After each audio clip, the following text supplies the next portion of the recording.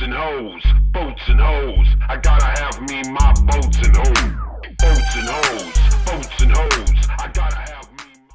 Happy Friday. On this week's episode 18 of Bolts and Hose, Bryce and Kris talk about FSI filtration product line and show some engineered components fresh off the machine. All this and more on this week's episode of Bolts and Hose. This is my last day here. I'm gonna miss all of you Bolts and Hosers so much. Thank you for all the love. Goodbye. Happy Friday, everyone. Welcome to Bolts and Hose, episode number 18. 18. We're getting up there, man.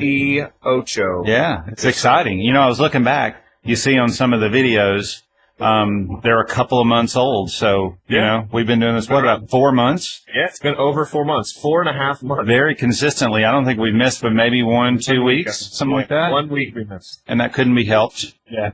It happens sometimes. Yeah. No, we missed the one where we went fishing in Florida, right? And then I think we posted it the next week. So I think we missed a week. Yeah. And then I think we posted 2 in 1 week. So we're doing good. We're being consistent. Hopefully you guys are enjoying the content. We're trying to add some value to your lives every week. Yeah, we got a couple of small segments today. I don't think we'll take up too much time. What are you drinking over there, Bryce?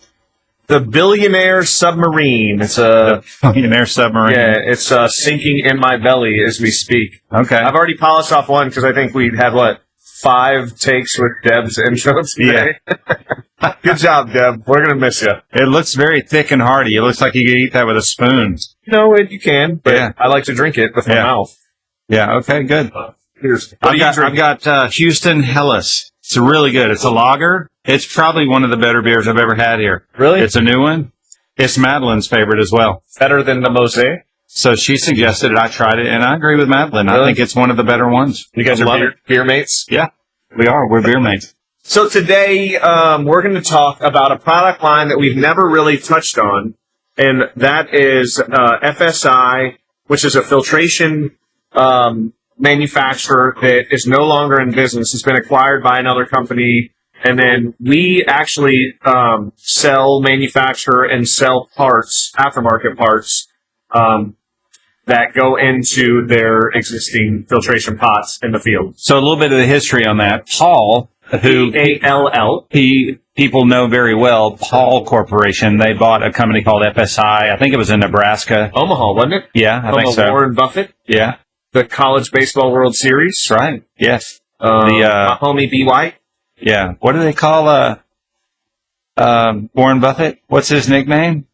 The great man. What is it? Oracle of Omaha. That's what it is. Oracle of Omaha. The Oracle of Omaha. Yeah. So anyway, we digress. Yeah. So they discontinued that product line. We were approached by Paul and asked if we wanted to support all of these filters, these highly pressurized filters all over the world that were in service, because they didn't want to let down their customer base. We gladly took that over and started to service it very well. So it was a little intimidating at first, but we learned the product line very quickly. Yeah. Started to stock a tremendous amount of inventory to support it, and really, we've grown our customer base all over the world. It's pretty unbelievable. Associated with these parts, yeah. You know, like some of the customers, so if you can only imagine, I mean, it's a filtration pot. So anything that you need to filter, they use these pots for. So from paint booths to, chemical plants to water to anything that you need to filter, they're everywhere. I mean, we've sold We've sold parts in the Corvette plants. We've sold parts. Yeah, that's always one I look at. We were packing an order early on, and I was looking at the ship to address, and it wasn't our customer, but the ship to was the Corvette plant in Bowling Green, Kentucky. So I thought that was kind of cool. Cool. Yeah. And Polaris to look at our little company selling to Bowling Green and Corvette company. Yeah. General Motors. Ford plant. Yeah. And like chemical plants, I mean, it's opened the doors for us a lot. Some local chemical plants. Yeah. Israel, Jordan, France. Yeah. Yeah. Right. Yeah. All over. So very cool. So a lot of people just look at us for bolts and fasteners, and while that's the majority of what we do, this is a substantial product line for us here. Yeah. So we might go through some of the products, Bryce. This is probably one of the more popular ones. This is one of the seals that goes at the door, the hinge on the top of the filter pot. So these come in, I think, 3 different elastomers. We'll do a Viton, an EPDM, and a Buna. And there's a couple of different cross sections, but the size of the diameter, this one's rolled up. But if you were to unroll it, it's a pretty large gasket here. Some of these filter pots are very large. So different elastomers for whatever the chemical service is or the temperature for the filter. But we will take these and make these and glue them together, vulcanize them for different diameter pots. So a small cross-section, large cross-section, and different elastomers. And then if somebody needs it for a particular FSI pot, we'll make that size and ship it out to them. So some of the other things, the hardware associated with closing that lid, that pressurized container, this is a very popular one, which are eye bolts, as you would call them, but I think they're called rod ends would be the more technical term for them. So these are actually forged, and they come in a variety of alloys and configurations. But so some of them are standard sizes that we just will bring in. But a lot of times we'll bring in blanks like this, and we'll drill the hole and then thread the length depending on the required what that part number calls out for. So typically with one of these rod ends, you'll have an eye nut that threads on. Then typically through the rod end eye, you'll have a cotter or a clevis pin that goes through, and then a cotter pin that goes through the hole on the clevis. So we sell all of that. We provide it. We stock it. Like I said, these come in B7, different coatings. We do Teflon, zinc, do stainless, 304, 316. Mm-hmm. So these kind of crazy little, what are these? Teflon seals for one of the more popular filter pots. Those are a molded Teflon seal. Some O-rings. Can't even really see that bad boy. Yeah. And then this is another part, a part of the whole package. So, inside these pots, they'll have these baskets. They'll have multiple baskets inside these pots. So they're perforated baskets. Sometimes with the flat end, sometimes with the round end. They have lips on the top. And then a lot of times I'll have these mesh bags that go into the baskets, depending on the media that's going through. So they'll have different mesh densities. They'll have, you can make this out of anything from 304 to 316 to even Haskell AC. So some of these things are pretty nasty chemicals that are going through these things. Say nastical? Nastical. I kind of put that together. But nasty chemicals. Actually, we could probably use that, nastical. Nastical. And then filter bags with different mesh sizes and things too. So you'll have a certain micron that somebody will call out. And, sometimes it'll just be the metal pot by itself. But like Bryce said, depending on what the media is and what they're trying to filter, a lot of times they'll put Maybe use as a chef hat. Very nice. That's ratatouille.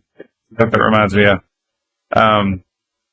But yeah, so different hardware, things like that. I don't think people look to us for that, but we get a lot of references because I think when somebody even calls Paul Corporation or the old FSI division, they will almost 100% of the time refer those guys to Patriot Bolt in Humble, Texas, and we will get that call and fulfill that order. Yep. So we have a lot of customer base around the world that demand these products. Yeah, it's been a good business for us. It's opened the doors quite a bit. So, yeah. Okay. Good product line. And I think next week we're going to try to maybe go in depth a little bit deeper on this. Agreed. I think we're going to have Jamie and Andrea step in, right? Some different faces. So they kind of champion this product line, and they're very knowledgeable. And I think if you were to call in, you would deal with one of those two individuals. Yeah, and typically, you guys are looking at 2 vault heads every week, so we want to change that up every once in a while. They are not bald. What do you call it? Oh, they are not bald. I thought you were saying we're not bald. I was like, what do you mean? We are very bald. So I'm growing the beard. I think it's coming in nicely. Have you not trimmed it at all? No, I shape it up. You clean it up? Yeah, and I try. I'm not very good at it. I'm getting the hang of it. I'm getting better, but it's still a little sloppy. No fun with it. Okay, moving on. Let's go to some parts, Bryce.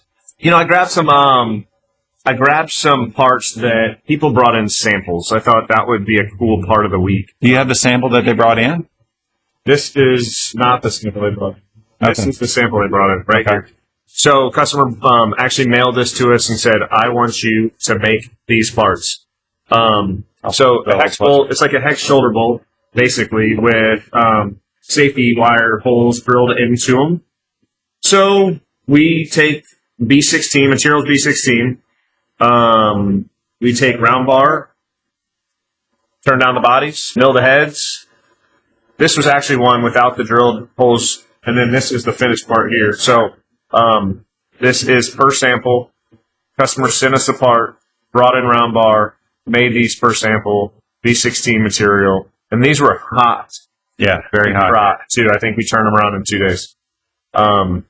So, with specialty bolting, a lot of time the customer doesn't have the drawing on it because the part is special. So it is very common for us to reverse engineer a part. Somebody will bring in a sample and say, hey, I need 10 of these yesterday. And so we will measure it up. We will determine what the thread material is. We can PMI it, determine what the material is, and we can make a part very quickly just from a sample.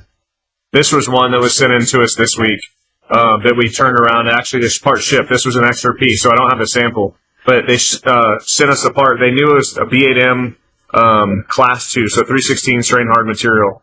And they did not know what thread pitch it was. So they said, can you please confirm the thread pitch and make us, I think it was 120 pieces this week. So confirmed it. I think it was 1/2 inch 13, if I'm not mistaken. So we manufactured 120 pieces in 3 days, I think it was, maybe 4 days. And these parts shipped out. So 12-point B8M, Class 2, 1/2 inch 13. Looks like what? What do you think that is? 2 inches? 1 3/4 1 3/4. Yeah. You got the caliper here. Let's see what you got. Let's go see. Big boy. All right. I think it's 2 inches. We'll bet a beer on it. I think it's 2 knuckles. Is that how you measure? If I measure an inch, I measure it by my knuckle. Sure, you could do that. 1.5 inches, Bryce. I was closer. I was way off. Yeah. 1.5 inches. Maybe so.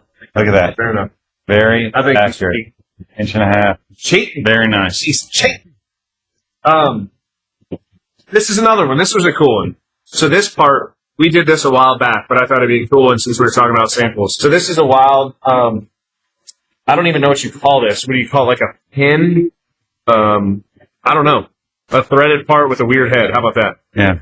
That's always a challenge in our business. They're specialty parts, so we have to come up with creative names for them, right? So they said, we have no idea what this material is. Can you please verify the material? So we got out our trusty PMI gun.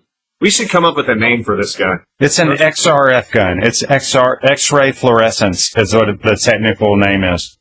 But I'm saying we should name it like Bill the XRF gun or okay. How about Cletus? Richard. Cletus. No. Oh, Richard. Harold. Richard. Harold P. Richard. Richard P. Harold. Okay. I like it. Okay. And so you're good at that, Bryce. I come up with names all the time. So check it. So all we do here is put it on the bolt. We shoot it until the light turns yellow and beeps at me. And this was, my friends, 15.5. Here we go. See that? 15.5. So 15.5 is a precipitation hardenable alloy, similar to 17.4, 13.8. And so we had to go back and ask what heat treatment it was to. So they could find that information. It was an H1025 heat treatment. So we brought in a annealed bar, machined the parts, sent them out to get heat treated. And this was, again, one of the extra pieces. We could have ran a hardness test and determined what the heat treatment was, right? That's another good point. Yep. Okay. Yep. But they had that information. So this one we won't get into too much information because I think we might get in a little bit of trouble for showing this off. Not trouble, but, very specific engineered component. I think it was a government part, so I think it was mil-spec. Yeah. I don't even know the base alloy on it, but basically they sent us a part and wanted us to know if we could reverse engineer it and make. So we made a handful of these things, sent them back for a first article. The very critical dimensions on the holes, very critical dimensions on the shoulder here, the threads, this little groove that's underneath the thread, the OD of the head. And then it had to be zinc plated, correct? Right? That's right. And there was a nut that went along with that as well, a flange nut. A flange nut. Mm-hmm. So another interesting part that we get into. Yes, sir. All right. That's all we got for this week. So we've got the Prime Expo next week. Where's that going to be, Bryce? Dean Convention Center. fantastic Get Down, Dina. Mm-hmm. One day only. So it's going to be Thursday, I think, from 9 to 6. There's 7. Okay. We're They'll have beer at that. Yeah, I would think. so come by. I don't know our booth number. It's free for people to get in, right? I think so. Yeah. And you can hit me up, shout out me, or give me a shout, and I can send you a free pass too. Yeah. So it'll be a cool event, more downstream related. Be a variety of people. I think there's 100 plus exhibitors there. It'll be a good show. I'm excited about it. Yeah. I think Vic is putting it on and are a big sponsor of it, so should be fun. What else do we got? We got a busy season coming up right now. That's when it gets crazy. School starts, and that's when I think we get going. Yeah. I know turnaround season's coming up. We got all those fall turnarounds about to kick off. Yeah. Got a lot of customers that we need to go see and take care of. Mm-hmm. That's coming up. I think we got a visit out of town a week and a half, 2 weeks. Yeah, we're gonna go hit up.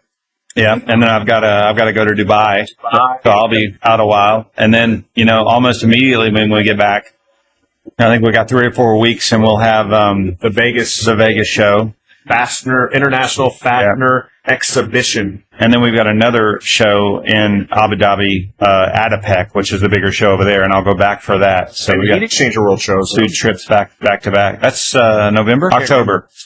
No, I think it's September. Okay, we'll look that up. I don't remember. So we got a very busy season coming up. So our trade show marketing materials will be flying all over the place. And, as always, inquiries, send to sales@patriotbolt.com. The shop has been pretty busy this week. We've had a lot of, kind of crazy orders. It seems like every week we dump some wild orders on them. But, gasket needs too. And the gasket building, cam profiles, special windings, the hose facility, any of your metal braided hose, any custom assemblies. So we're ready for you. We can handle it. Expansion joints, which Alex and I hit on last week. Oh, I didn't even say that. I begged the owner over here at Ingenious to let us back in. They kicked us out last week. So they gave us the okay to come back in as long as we behave. So no more messing around on the podcast. But Kris was saying too many F-bombs. Good job, Bryce. Good job for getting us back in, brother. That's what I'm here for. Yeah. So. Paul actually went to the Caribbean with his family. So Sabina and Sandrine, and he went to sit on the beach. I bet they're going to come back nice and tan. He deserves it. Yeah, absolutely. Hopefully he didn't wear his banana hammock and his rear end isn't too sunburnt. That's a given. Yeah. We'll make him show it on the next podcast. Hopefully that'll increase the views. All right, so be sure and like, follow, and share the podcast. We're up to 18 now. I think we've run a little stagnant on the followers, but, I'm sure people are watching it, though. Tell your, moms and grandmothers to watch us. Yeah. It seems like the older women tend to be into us. I wonder why that is. I don't know. Who knows? All right. And again. But we don't discriminate, so like, share, follow. Absolutely. All right. Thanks, guys. Have a great weekend, and we will catch you next week. We haven't done this well. You're Bolts. I'm Hose. Cheers. See you. Boats and hoes, boats and hoes. I gotta have me my boats and hoes. Boats and hoes, boats and hoes. I gotta